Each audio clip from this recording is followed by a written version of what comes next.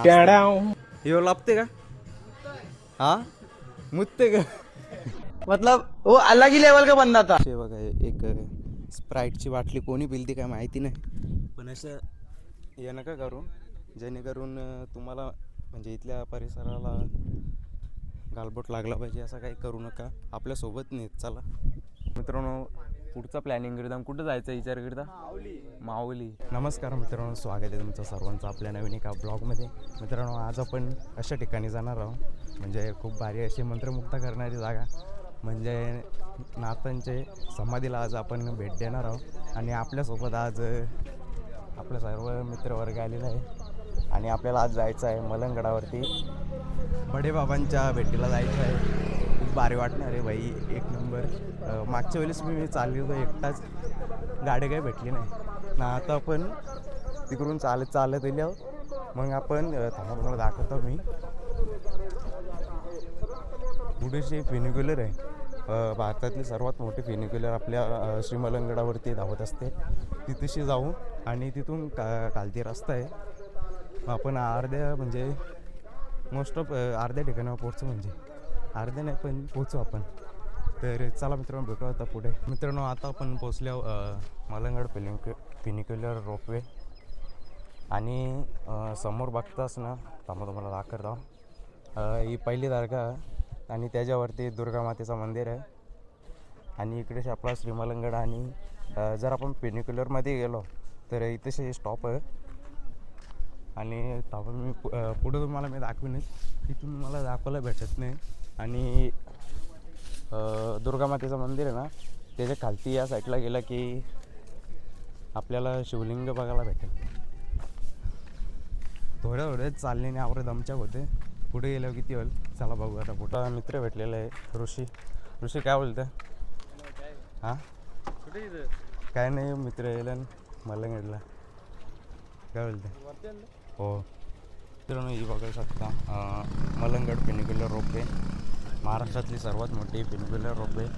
आणि ते बघा आपले सर्व मित्र तिकडे गेलं नाही हो बाई, इकडचे लाजतं नुसतं. आणि इथं गिरीदर्शक म्हणजे पूर्ण रोपवेचा इथून आपण जाऊ शकतो.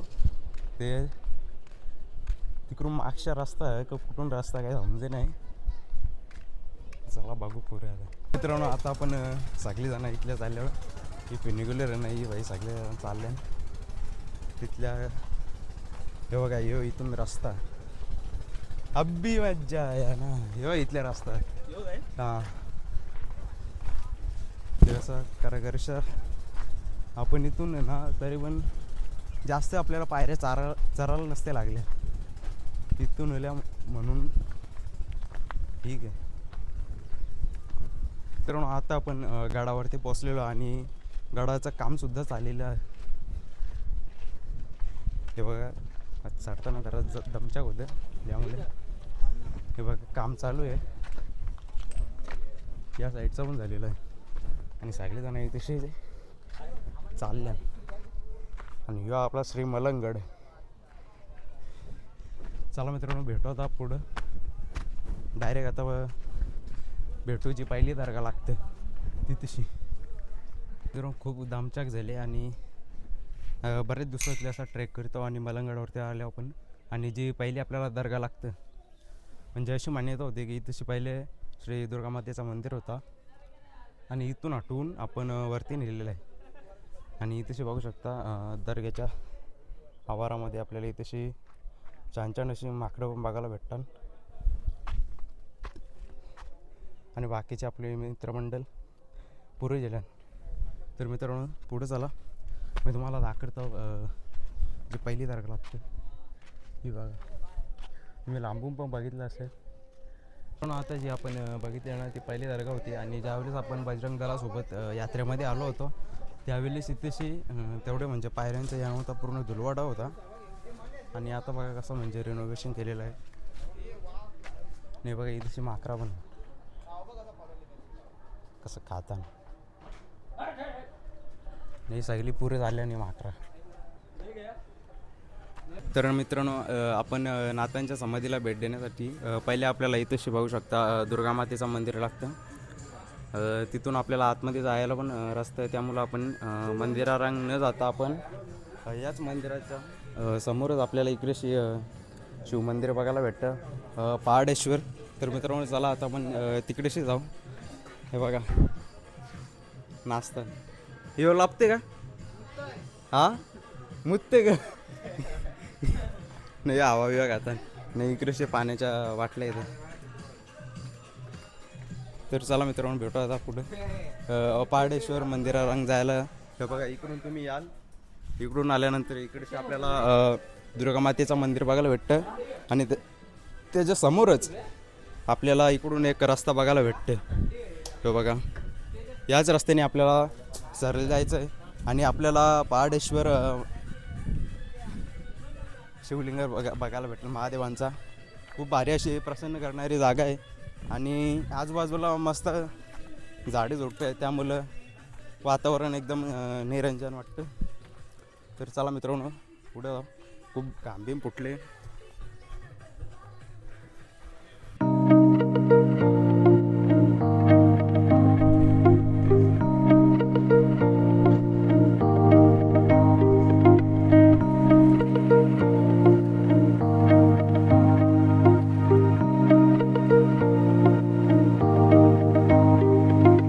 मित्रांनो आपण जसं तिकडून आलो चालत आणि चालत यायचं आपल्याला. तिथे बघू शकता पहाडेश्वर शिवलिंग आहे तिथे आणि आपल्याला इकडं चालत जायचं. तर मित्रांनो आता आपण आलो इथे पहाडेश्वर शिवमंदिरापाशी. बघू शकता इथे भारी असं शिवमंदिर आहे आणि इथे येताना आहे ना सर्वांना एक विनंती असेल की इथे आजूबाजूला तुम्ही कचरा करू नका. इथे बघू शकता मस्त सर्वकडे स्वच्छता आणि इथे मस्तपैकी इथे झाडेसुद्धा लावलेले आहेत. परंतु इथे बघा एक स्प्राईटची बाटली कोणी पिलती काय माहिती नाही, पण असं हे नका करू जेणेकरून तुम्हाला म्हणजे इथल्या परिसराला गालबोट लागला पाहिजे, असं काही करू नका. आपल्यासोबत नेत चला. तर आता आपण जाऊ दुर्गामाता मंदिरापाशी आणि तिथेशी आपण दुर्गामाता मंदिरा तिथून मग लगे मधीनशी एक रस्ता तिथून आपण जाऊ डायरेक्ट आपण बडेबाबांच्या गादीला, म्हणजेच जे आपली मेन दर्गा सध्या आहे. येणाऱ्या कालामध्ये नक्कीच श्री मलंगड मुक्त होताना आपल्याला दिसते 100%. तर मस्त नाथांचं दर्शनसुद्धा भेटेल आपल्याला आणि चला आज बघू पुढे काय होते. मित्रांनो आपण इथंशी जाताना बघू शकता इथेशी एक हिंदू या दिसते आपल्याला शिव महादेवांची मस्त इथेशी प्रेम आहे. सर्व इथेशी हिंदू अस्मितेचं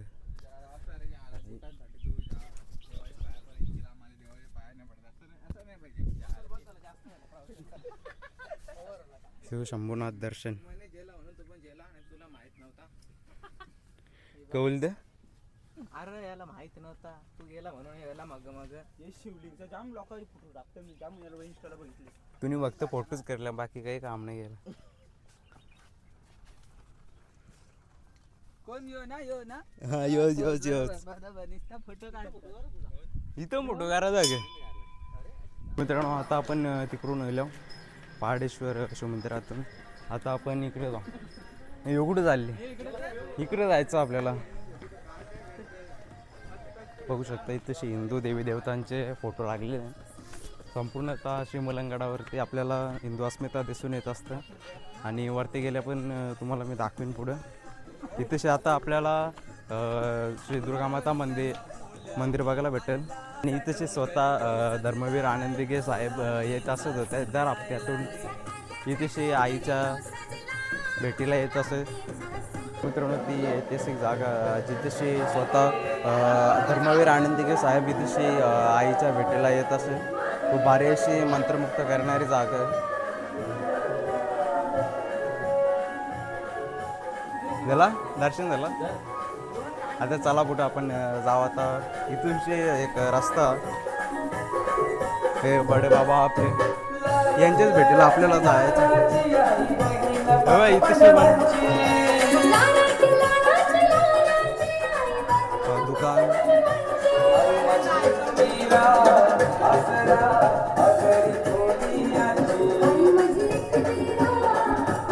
मंदिराच्या समोरच आपल्याला बघू शकता राईट साईडला इथे शिड्या दिसत आहेत. म्हणजे इथेशी आपल्याला पायऱ्या दिसताना याच रस्त्याने आपण गेलो तरी पण आपल्याला पुढे अजून एक मंदिर बघायला भेटेल आणि तिकडून गेलो तरी पण आपल्याला मंदिर पुढे बघायला भेटेल. तर इकडून असं जायचं आहे रस्त्याने. आणि आता थोड्याच वेळानंतर आपल्याला बडेबाबांची गादी आपल्याला बघायला भेटेल. खूप भारी. आणि जसं जसं आपण जवळ जाऊ तसे हवेमध्ये एक सकारात्मक ऊर्जा अजून दरवळ त्यांना दिसेल. तर चला फटाफट काय सगळी जण आता काय चला आता इथेशी अजून एक आपल्याला मंदिर बघायला भेटेल. आणि इथेशी आपल्याला श्रीमंगळगड बघायला भेटते. आणि इथेशी अजून एक मंदिर आहे मित्रांनो, आपल्याला मंदिर बघायला भेटतं वागेश्वरी देवीचा. इथेशी बोर्ड सुद्धा लागलेला आहे. आमच्या दाखवतो तुम्हाला.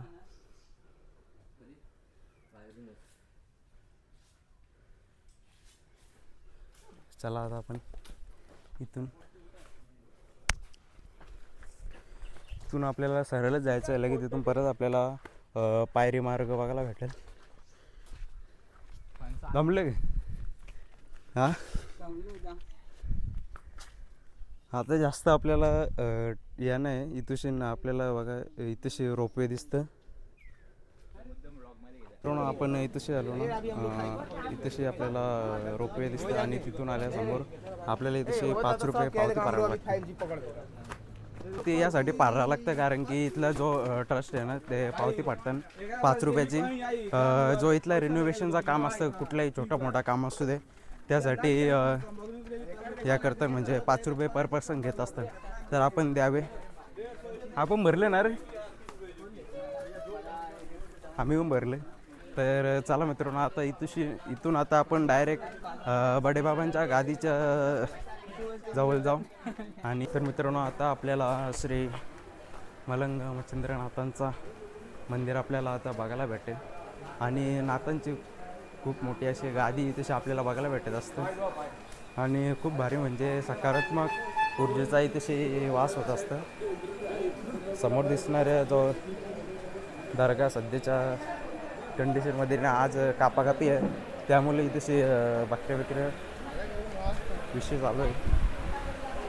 बघू शकता मस्त नाथांच्या समाधीला भेट दिली. आणि मंत्रमुक्त करण्याची अशी जागा आहे जी या साईडला आपल्याला जी समाधी बघायला भेटतं ना, रांडेचा गाला मध्ये नेला या साईडला जी समाधी बघायला भेटते ती आपल्याला श्री बडेबाबा यांची समाधी बघायला भेटते. आणि त्याच्या उजव्या साईडला नाथांची जी असीम भक्त होती त्या म्हणजे गुरु शिष्याचा जो नातं आहे ना तो इथे आपल्याला श्रीमलंगडावरती बघायला भेटत असते. आणि खूप भारी अशी मंत्रमुक्त करण्याची जागा आहे. तर आता आपण या रस्त्याने जाऊ. इथेशी आपल्याला पुढं तुम्हाला मी दाखवेनच. हे बा ही कृषी आता ही कृषी कुठेशी तुम्हाला जात जो आपला पालखीचा मार्ग आहे ना तो योच. आणि इथल्याच आपल्या बडेबाबांची जी पालखी असते ना आता जानेवारीमध्ये झाली त्यावेळेस आपण इथे आलो होतो. आणि खूप भारी असा मी तर पहिल्यांदा गेलो होतो पण रास भारी वाटला. तर आता तो कुठेशी टापवाला मार्ग हे बघा इथेशी पण लिवले मित्रांनो. हे बघा इथेशी घोड्याच्या टाप आहे ना इथेशी आपल्याला पाणी पण भेटतं.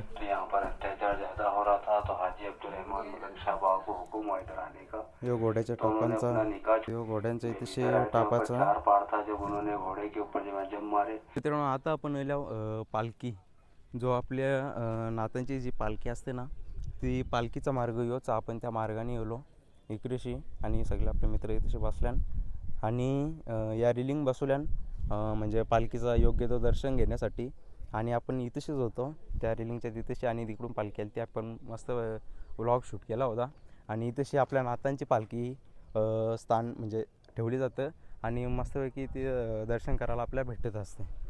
तर आता तुम्हाला मी थोडक्यात सांगतो.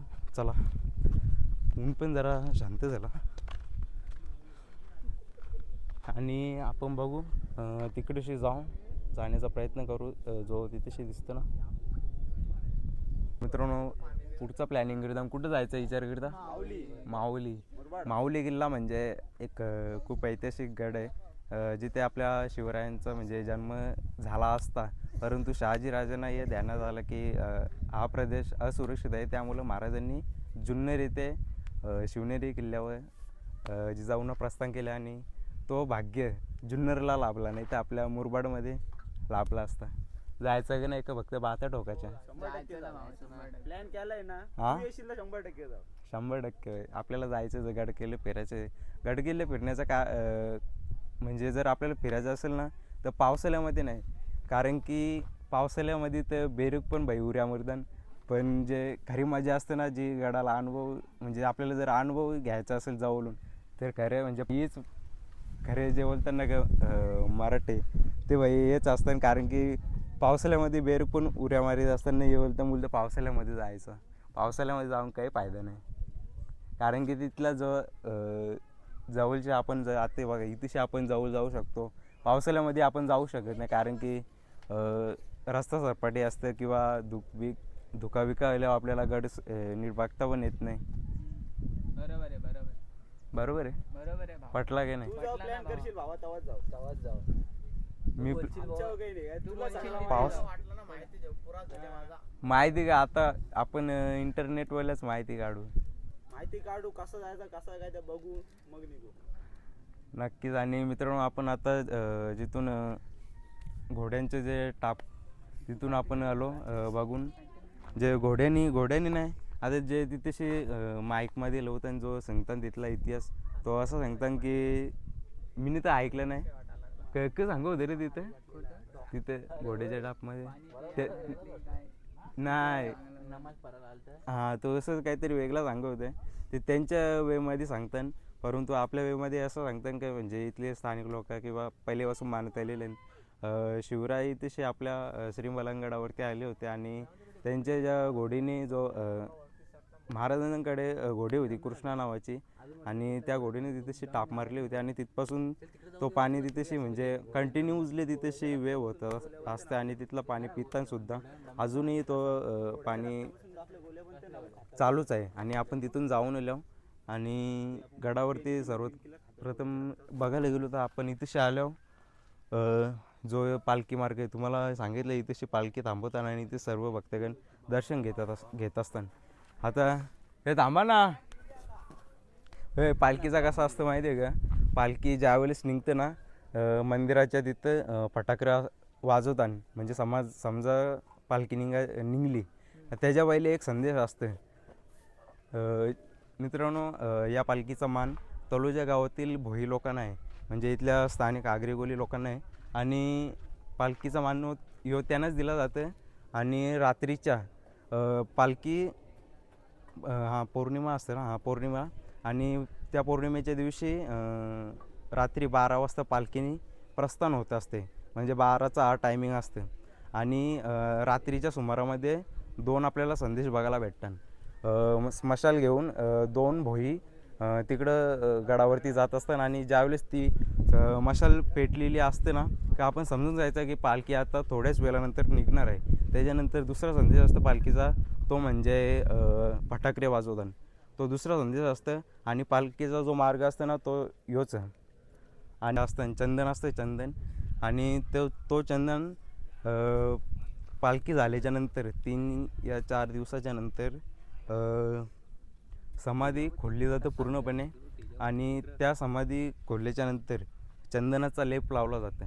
वर्षातून एकदा होत असतं. आता यावर्षी तर झाले, आपल्याला भाग्य नाही लाभला, त्यासाठी आपल्याला नाव नोंदवावं लागतं. तेवढ्याच लोकांना तिथेशी एंट्री दिली जात असते. आणि यावर्षी मला आणि एक खोनीचा दादा होता, त्याला दोघांची पण नावं नाही दिली, त्यामुळे जाता नाही आला, नाही तर तुम्हाला जर दाखवायला भेटला असतं तर नक्कीच दाखवला असता. तर वर्षातून एकदा तो पालखी आपला चंदनाचा लेप लावला जातं, समाधीला पूर्णपणे खोदला जातं आणि खूप भारी असं वाटत असेल त्यावेळेस. यावर्षी नाही पण पुढच्या वर्षी, आता यावर्षी तर झालेलंच आहे, आता डायरेक्ट आपण पुढच्या वर्षी जा. मी तिकडे गेलं तर बघायला काहीतरी, आणि तशी तलाव वाटते, थांबा तुम्हाला दाखवतो. तलाव वाटते इथेशी अजून पाणी.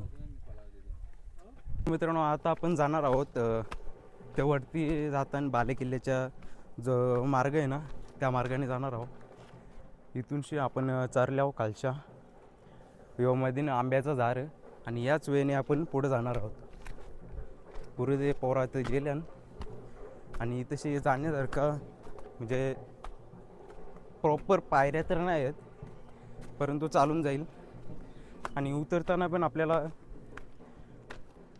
दक्षता ठेवायची म्हणजे जरा आस्तीच उतरायला लागेल कारण की या बघा सगळेजण चरले ना अजून एक पुरे चरतं. मित्रांनो आता आपण इथेशी पोचल्यावर पण इथेशी बघू शकता पहिला बुरुज आहे नाही बघा मस्ती करतात ना. आज कापाकापी त्यामुळे काहीतरी आवाज येते कार्यक्रम असेल त्या लोकांचा आणि यो व्ह्यू बघू शकता.